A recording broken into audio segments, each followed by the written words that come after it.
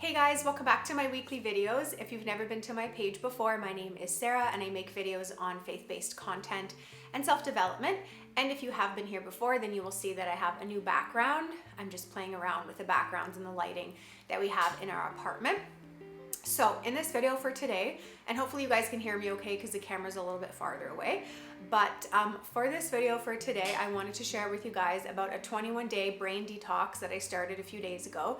Sounds a little bit weird, but it's based off of the book Switch on Your Brain by Dr. Carolyn Leaf. And if you have not heard of her before, I would definitely recommend to Google her. You can also purchase this book as well. I listened to the audio version. And basically in this video for today, I wanted to share with you guys a summary of what I took from the book and the 5 steps of how to detox your brain. And what's really cool about it is that this doctor, she is a Christian and she's also a scientist, and she always talks about how science is catching up with the Bible. And she has been studying the brain and how it relates to mental health.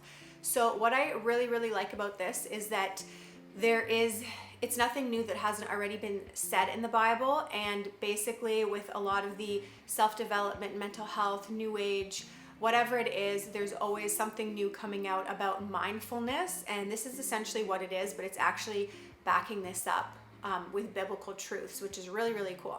Another thing that I wanted to share with you guys, without getting into too much detail because I have spoken about this before, is that I got really into self-development and the studying of mental health when I was 21 because I really struggled with my mental health. And in that time, I started getting into a lot of new age stuff as well. So like manifestations, affirmations, visualizations. And what I found with that is that without bringing God into it, with me just trying to control everything on my own, it would maybe seem like things were getting better or that I was manifesting this new life that I wanted, but it never quite turned out exactly how it was promised or how I thought that it would. And then it ended up leaving me to clean up an even bigger mess, if that makes sense. So what I'm trying to say is that this is not like some manifestation that you're manifesting your future. All you're doing is basically, we're taught in the Bible to take every thought captive. Also, it says in the Bible that life and death lie in the power of the tongue as well. So words are so powerful. We're also told in the Bible to not conform to the patterns of this world, but to be transformed by the renewing of our mind. So that's why I think this book is extremely helpful, and I would like to sum it up as best as I can for you guys. So I believe we all have negative thoughts and negative beliefs about ourselves or about our circumstances. So what she suggests in this book is to choose one area at a time, not to choose multiple areas, to do the 21-day detox. So this would be, I'm going to choose self-image because I think that that is a big one for a lot of people. Obviously, we know that whether it's related to self-image or it's related to any areas of our lives, if we're having these very toxic thoughts that we are ruminating on and that are tormenting us and making us feel awful and bringing up all of these negative emotions, we know that that's not from God. We know that that's not how God sees us, and that's not the mind that he has for us, because it says that God has not given us a spirit of fear, but he's given us a sound mind. So we know that that is not from God. So that's reassurance that I just wanted to share with you guys right now, that if you're having toxic thoughts and you're having these ruminating thoughts that are really negative about yourself, I just wanted to say that those are lies. And so in this video, what I'm trying to share and what she's saying in this book is that we are taking those lies, those thoughts captive, and we are changing that thought. If you read the book, you'll see that with scientific studies, and she's also using the Bible as well, but she's basically saying that our thoughts, we actually are able to change them. So with that being said, I'm just going to share with you guys the 5 steps and how I have interpreted them. And also, just a heads up, this is something that would take 7 to 10 minutes a day to do. So let's say you sit down in the morning and you focus on this, you are mindful with this particular exercise for 7 to 10 minutes a day in the morning, and then I'll share the rest with you guys. So first step is to gather. So what we're doing is we're gathering all the thoughts that have to do with this one particular area. So let's say self-image. So I don't don't think that I'm beautiful. I always compare myself to people that I see on Instagram. I don't feel good about myself because someone in my family affected my self-esteem when I was young. I was bullied in school. Someone made this comment about me. Every time I look in the mirror, I think this. So basically, we are gathering all the information about that thought. We're bringing it to our conscious mind.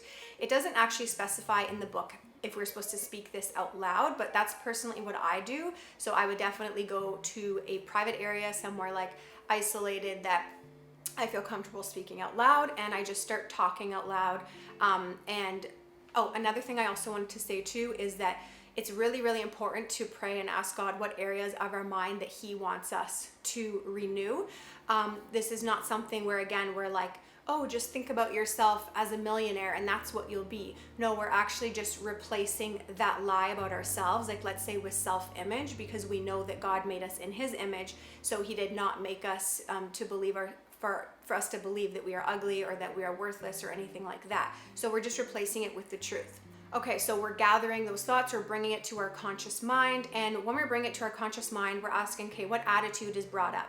Is it negative or is it positive? Probably going to be negative.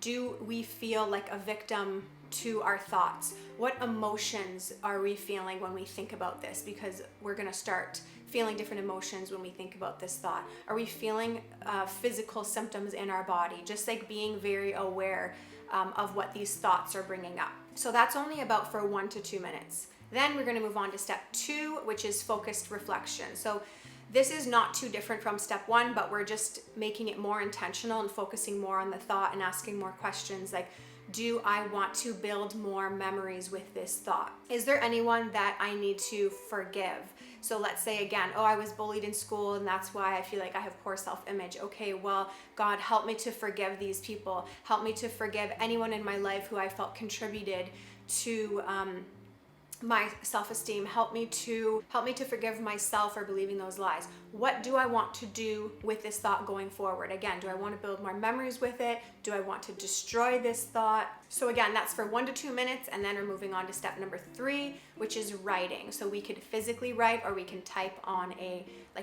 laptop or notepad or something like that. And now we're getting out all of those thoughts as well. So we're venting it out, putting it on paper, about the thought, about what we want to do with the thought. So we're really just focusing on this toxic and negative thought that has come up, and we're like evaluating it. And I believe she also says you can be pretty free with the writing. Like if you want, you can like draw certain things like illustrations and stuff like that. And actually another thing as well is a lot of visualizations as well. So let's say we are visualizing that thought being destroyed. We're visualizing not entertaining that thought anymore. So that's again for 1 to 2 minutes. And then we're moving on to step number 4, which is revisit. So in the revisit stage, we are going to be replacing that old toxic thought with the truth, with a new healthy thought. And before I get into this one, what's really important to be able to find what that thought should be is using scripture. So again, if it's self-image, then we can Google and look up scriptures. What does God say about His people? What does God say about beauty? What does God say about me? And then it can be a combination of using scriptures about what you know God says about you, positive things about yourself, and then replacing that thought essentially. So I'm going to share with you guys some examples of a combination of scriptures and a combination of just like freestyle things that I wrote. God says what is beautiful and not man. I am beautiful because of my spirit. My beauty comes from the inside. All of God's creation is beautiful. There is not one type of beauty. God makes everything beautiful and in variety. I believe in God's beauty and not the beauty standard of the world. God created me in His own image, therefore I am beautiful. Physical beauty fades, but the word of God endures forever. I was fearfully and wonderfully made, and God's work is wonderful, therefore I am. You are altogether beautiful, my darling. There is no flaw in you. The Lord said to Samuel, do not consider his appearance or his height, for I have rejected him. The Lord does not look at the things people look at. People look at the outward appearance, but the Lord looks at the heart. Charm is deceptive and beauty is fleeting, but a woman who fears the Lord is to be praised. Let's just go ahead and be what we were made to be, without enviously or pridefully comparing ourselves with each other or trying to be something we aren't. I accept the vision of how the Lord sees me. Okay, so again, that's for 1 to 2 minutes, and then we move on to step number 5, which is active reach. So active reach is an action step. It's what we're integrating into our everyday lives. It's becoming a habit now. So let's say, again, we did those 4 steps in the morning. So that's 7 to 10 minutes of like mindfulness meditation essentially. And then what happens is that throughout the day, we actually put it into practice. So let's just say that I go to put an outfit on, and then in my mind a negative thought pops up. Oh, you're so ugly, or oh this, or oh that, whatever. Then at that moment, that's when I actually practice it and say, no, I'm not choosing to believe that thought anymore. I am choosing to stop playing that movie over and over and over again in my mind. God created me in his image. I'm fearfully and wonderfully made. I'm beautiful because my beauty comes from the inside. So instead of just letting that thought go and to torment us, we're actually, again, putting it into practice. We are taking that thought captive. And it also says in the Bible as well that we demolish any argument or pretension that sets itself up against the knowledge of God. We take it captive and we bring it into the obedience of Christ. So we're practicing doing that every time that negative thought comes up.